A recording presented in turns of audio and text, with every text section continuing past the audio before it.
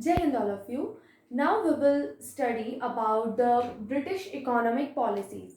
जब east India company ने अपना एम्पायर इंडिया में इस्टेब्लिश कर लिया और हमने देखा कि कितने सारे अलग अलग रिफॉर्म्स हुए थे अलग अलग फील्ड्स में, तो इकोनॉमी के फील्ड में भी उन्होंने बहुत सारे ऐसे रिफॉर्म्स किए थे जो कि इंडस्ट्रियल रिफॉर्म्स थे, ट्रेड रिफॉर्म्स थे या फिर एग्रीकल्चरल रिफॉर्म्स थे. But these reforms were not so good. Why? Because of these reforms, our Indian traditional infrastructure was very badly damaged. हमारा जो ट्रेडिशनल इकोनॉमिक इंफ्रास्ट्रक्चर जो चला आ रहा था बहुत टाइम पहले से, वो बिल्कुल बुरी तरह से डिक्लाइन होने लग गया था. उसमें बहुत ज़्यादा बुरी कंडीशन हो गई थी. जैसे कि हमारा जो एग्रीकल्चर था, इंडिया के जो फार्मर्स थे, इंडिया के जो इंडस्ट्रियलिस्ट थे, जैसे हम बोल सकते हैं कॉटेज इंडस्ट्री या स्मॉल स्केल इंडस्ट्रीज जो थी, और जो इंडिया का ट्रेड था, इंटरनल ट्रेड था, वो बुरी तरह से ब्रिटिश की इकोनॉमिक पॉलिसीज़ की वजह से ख़राब हो चुका था. उसकी कंडीशन बहुत ज़्यादा बुरी हो गई थी. एज वी ऑल नो, आज के टाइम पर भी और उस टाइम पर भी, जिस टाइम की हम बात कर रहे हैं, उस टाइम पर भी इंडिया की जो पॉपुलेशन थी, most of the population lived in villages. ज़्यादातर लोग गाँवों में रहते थे और उनमें भी ज़्यादातर जो लोग थे वो अपने लाइवलीहुड के लिए एग्रीकल्चर पर डिपेंडेंट थे. खेती किया करते थे ज़्यादातर लोग. सो जब लोग खेती करते थे तो जो लैंड रेवेन्यू पॉलिसीज़ जो थी ब्रिटिश की, हम सबसे पहले लैंड रेवेन्यू पॉलिसीज़ की बात करें तो उन्होंने एक फिक्स्ड अमाउंट फिक्स कर रखा था कि आपको इतना रेवेन्यू देना है. अलग अलग पार्ट्स में, इंडिया के अलग अलग पार्ट्स में उन्होंने अलग अलग सिस्टम्स चला रखे थे लैंड रेवेन्यू के. तो उसी सिस्टम के बेसिस पर वो रेवेन्यू यानी कि टैक्स कलेक्ट किया करते थे फार्मर्स से जिनकी ज़मीन हुआ करती थी. सो ब्रिटिश ने इंडिया के जो ज़मींदार थे उनको अपॉइंट कर रखा था कि आप हमारे लिए काम कीजिए, आप हमारे लिए लैंड रेवेन्यू कलेक्ट कीजिए फार्मर्स से और हमको पे कीजिए, हम आपको उसके बदले में सैलरी देंगे. और किन्हीं पार्ट्स में जो ईस्ट इंडिया कंपनी के ऑफिशियल्स थे वो खुद ही फार्मर्स से लैंड रेवेन्यू कलेक्ट करते थे. लेकिन ये रेवेन्यू कलेक्ट करते टाइम वो फार्मर्स को बहुत ज़्यादा परेशान करते थे, बहुत ज़्यादा हैरेस करते थे. कैसे? अगर फसल अच्छी होती थी तब तो फार्मर्स उन्हें दे सकते थे टैक्स रेवेन्यू, लेकिन अगर फसल अच्छी नहीं होती थी फिर भी वो ज़बरदस्ती उनसे रेवेन्यू कलेक्ट करते थे. और जो फार्मर एबल नहीं होता था, उसके पास कुछ भी नहीं होता था रेवेन्यू के तौर पर देने के लिए, तो उसकी ज़मीन पर कब्जा कर लिया जाता था. तो इस तरह से इंडिया के फार्मर्स को बहुत ज़्यादा परेशान किया जाता था. तो बहुत सारे अलग अलग सिस्टम स्टार्ट किए थे ब्रिटिश ने अलग अलग parts of our country. So the most important of them was permanent settlement. Permanent settlement जो था वो 1793 में कॉर्नवालिस, जो कि गवर्नर जनरल थे जिन्होंने अलग अलग चीज़ों में रिफॉर्म्स किए थे, उनके द्वारा इंट्रोड्यूस किया गया था परमानेंट सेटलमेंट सिस्टम. सो परमानेंट का मतलब क्या होता है? जो फिक्स्ड रहता है. ओके. सो इस सिस्टम के अंदर जो लैंड रेवेन्यू होता था, जो टैक्स देना होता था फार्मर्स को, वो 10 सालों के लिए फिक्स कर दिया गया. जैसे ये सिस्टम स्टार्ट हुआ तो आने वाले 10 सालों तक के लिए जो पैसा उन्होंने फिक्स किया है, जो अमाउंट उन्होंने फिक्स किया है, वो ही अमाउंट फार्मर्स को उन्हें देना होता था हर साल.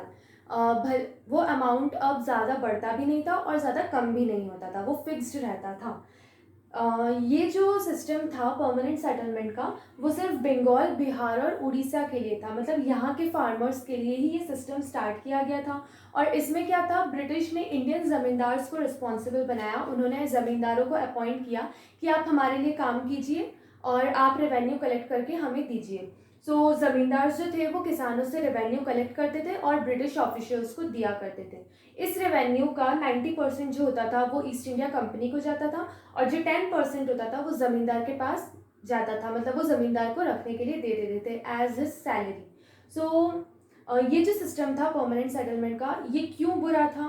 बिकॉज हमने देखा कि लैंड रेवेन्यू फिक्स हो गया था 10 सालों तक के लिए. ये बढ़ता तो नहीं था लेकिन कम भी नहीं होता था. लेकिन भले ही ये बढ़ता नहीं था, लेकिन फिर भी ये इतना ज़्यादा हाई अमाउंट फिक्स किया हुआ था कि फार्मर्स को वैसे ही डिफ़िकल्टी होती थी उसे पे करने के लिए. इतना ज़्यादा अमाउंट उन्होंने फिक्स कर रखा था.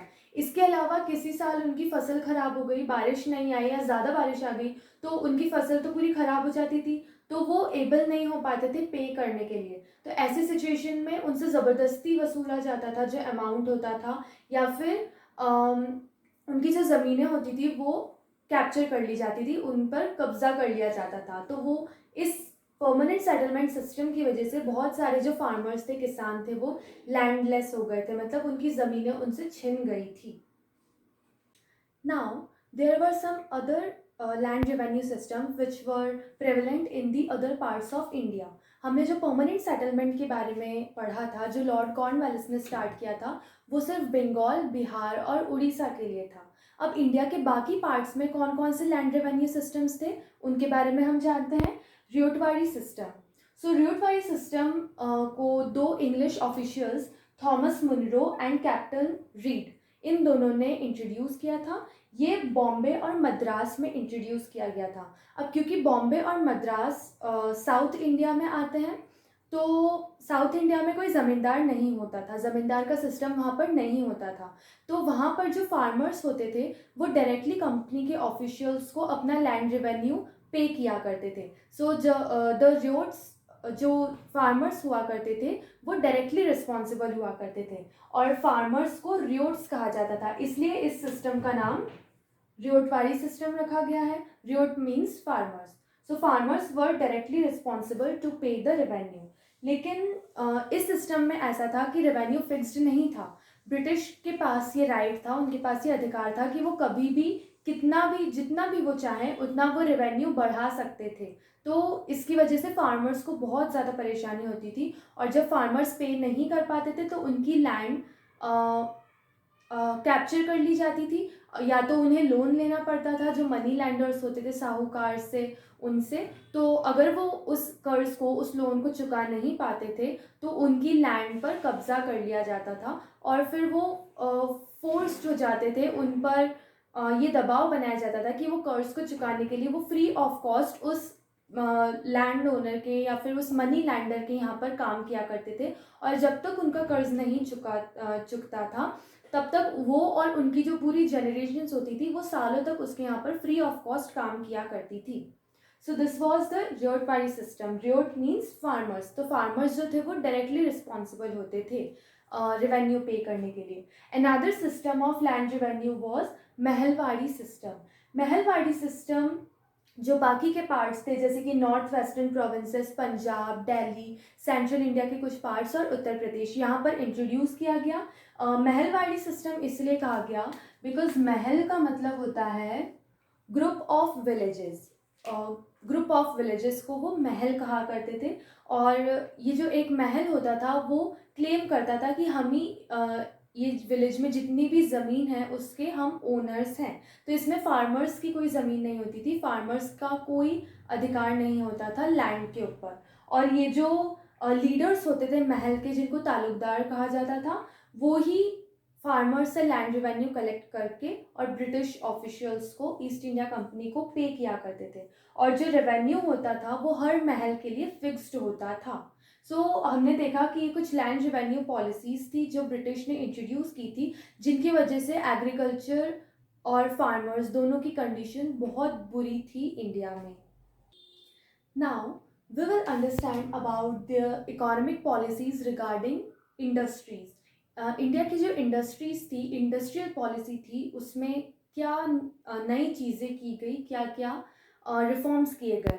सो हम देखते हैं कि स्टार्टिंग में इंडिया की जो कॉटेज इंडस्ट्री थी, जो हैंडीक्राफ्ट इंडस्ट्री थी, वो बहुत ज़्यादा अच्छी कंडीशन में हुआ करती थी, बिकॉज़ यहाँ के बने हुए जो प्रोडक्ट होते थे वो यूरोपियन मार्केट्स में बहुत ज़्यादा डिमांड में होते थे, उनकी बहुत ज़्यादा डिमांड थी क्योंकि वो बहुत अच्छी क्वालिटी के होते थे। लेकिन क्योंकि ये जो हैंडीक्राफ्ट्स होते हैं, कॉटेज इंडस्ट्री के जो सामान होते हैं, वो हाथ से बनाए हुए होते हैं, उनमें मशीन का यूज़ नहीं किया जाता था, तो ये बहुत ज़्यादा कॉस्टली होते थे, बट उनकी क्वालिटी बहुत अच्छी हुआ करती थी। सो कॉस्टली होने के कारण जब ये ब्रिटिश मार्केट में या यूरोपियन मार्केट्स में सेल होने के लिए जाते थे, तो इंडिया के जो क्राफ्ट्स पर्सन्स थे, इंडिया के जो कारीगर थे, उन्हें ज़्यादा प्रॉफिट मिलता था, उन्हें बहुत ज़्यादा प्रॉफिट मिलता था। सो इस वजह से जो ब्रिटिश कंपनी थी, ईस्ट इंडिया कंपनी थी, वहाँ के जो ट्रेडर्स थे, वहाँ के जो आर्टिसंस थे, उन्हें नुकसान होता था बिकॉज इंडिया के गुड्स की डिमांड ज़्यादा थी, इंडिया के सामानों की डिमांड वहाँ पर ज़्यादा थी। सो उन्होंने एक एक्ट पास किया which was called charter act of 1813। ये ब्रिटिश गवर्नमेंट ने इंग्लैंड में पास किया था, जिसमें इंडिया का जो हैंडीक्राफ्ट था और इंडिया की जो कॉटेज इंडस्ट्री थी, उस पर बहुत बुरी तरह से प्रभाव डाला। कैसे? इस चार्टर एक्ट के मुताबिक या इस चार्टर एक्ट के अंतर्गत ये कहा गया, ये रूल बन गया कि इंडिया का जितना भी सामान होगा, जितना भी हैंडीक्राफ्ट या फिर जितने भी कपड़ों वाला सामान होगा, टेक्सटाइल वाला सामान होगा, वो ब्रिटिश में या ब्रिटेन में या फिर इंग्लैंड में बैन कर दिया जाएगा। उनका यूज़ अब कोई नहीं करेगा। तो अगर कोई यूज़ नहीं करेगा, कोई खरीदेगा नहीं, तो ये क्या करेंगे सामान बनाकर? तो इसलिए इनको बहुत ज़्यादा नुकसान हुआ, इनको बहुत ज़्यादा लॉस उठाना पड़ा। नाउ अगर हम कॉटन टेक्सटाइल इंडस्ट्री की बात करें, तो उस टाइम इंडिया की कॉटन टेक्सटाइल इंडस्ट्री बहुत ज़्यादा अच्छी कंडीशन में थी। मतलब कॉटन के जो कपड़े बनते थे उसकी इंडस्ट्रीज, उसके बहुत सारे अलग अलग सेंटर्स थे पूरे इंडिया में। For example Dhaka, Agra, Multan, Krishnanagar, Varanasi, Lahore, Burhanpur, Surat, Bharuch, Ahmedabad, Madurai etcetera. ये कुछ इंपॉर्टेंट सेंटर्स थे, और भी बहुत सारे कॉटन टेक्सटाइल सेंटर्स हुआ करते थे इंडिया में। लेकिन वही बात थी कि इंडिया का जो इंडिया के सामानों की डिमांड, इंडिया के कपड़ों की डिमांड वहाँ पर बहुत ज़्यादा थी यूरोपियन मार्केट्स में। तो ब्रिटिश ने फिर एक कानून पास किया 1700 के बाद। उसमें ये था कि इंडिया के जो कॉटन के कपड़े हैं या जो भी उनकी टेक्सटाइल से रिलेटेड इंडस्ट्रियल सामान है या उनके बाकी के जो सामान हैं, वो सारे गुड्स वहाँ पर बैन कर दिए जाएँ, उनका इम्पोर्ट बैन कर दिया गया। मतलब अब वो इंडिया के लोगों से खरीदेंगे ही नहीं सामान, उसको बोलते हैं इम्पोर्ट। ओके, सो इस वजह से जो कॉटन टेक्सटाइल इंडस्ट्री थी, उन लोगों को बहुत ज़्यादा नुकसान उठाना पड़ा, उन पर बहुत बुरा प्रभाव पड़ा, क्योंकि उनके मार्केट से यहाँ पर अर्निंग होती थी, बहुत प्रॉफिट मिलता था। और प्लस क्या हुआ, जब उनका सामान वहाँ पर बैन हो गया, वहाँ पर बिकना बंद हो गया, तो जो ब्रिटिश ईस्ट इंडिया कंपनी के जो ऑफिशियल्स थे, उन्होंने इन लोगों को फोर्स किया कि आप एक ओपन मार्केट में अपना सामान 20 to 40% कम दामों में बेचिए। और इनके पास कोई और ऑप्शन नहीं था, क्योंकि इनके पास जो सामान था वो अगर बिकता नहीं तो क्या करते वो, इसलिए उन्हें नुकसान उठाना पड़ा और 20 to 40% तक का उन्हें प्राइस अपना लेस करना पड़ा। तो इस वजह से हम देखते हैं कि इंडिया का जो टेक्सटाइल इंडस्ट्री थी, कॉटेज इंडस्ट्री थी या हैंडीक्राफ्ट इंडस्ट्री थी, तो उन कारीगरों को कितना ज़्यादा नुकसान हुआ था। प्लस हमने पढ़ा था फर्स्ट चैप्टर में कि इंडस्ट्रियलाइजेशन उस टाइम इंग्लैंड में स्टार्ट हो चुका था, इंग्लैंड से ही बाकी यूरोपियन कंट्रीज़ में फैला था। तो as a result of industrialisation many factories were set up, बहुत सारी फैक्ट्रीज जो होती थी वो सामान बनाने के लिए सेटअप की गई वहाँ पर। और इस वजह से जो सामान होता था वो ईजिली बहुत चीप यानी कि बहुत सस्ते दामों में बिका करता था। तो उन्होंने अपने सामान इंग्लैंड में तो वो बेचते ही थे, लेकिन वो इंडिया में भी अपने सामान उन्होंने बेचने स्टार्ट कर दिए, मार्केट में ले आए।